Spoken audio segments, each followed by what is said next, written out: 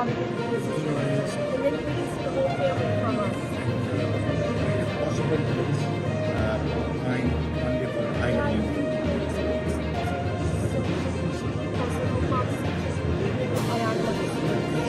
and I brought many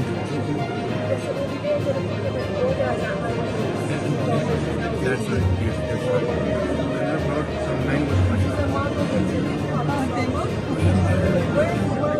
It's in the Tamam, çocuklar manga geldi.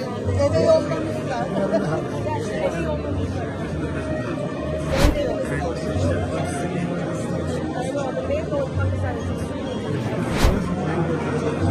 I will send in 10 days 200 bags.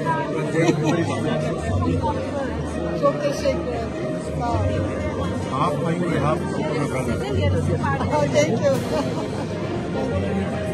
My wife will bring Yasak olur.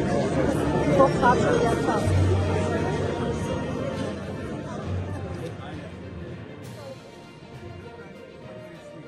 आपके लिए आमों का तोहफा लाया हूँ।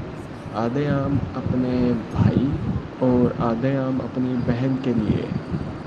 हेलो तैयब, आम खाओगे? आम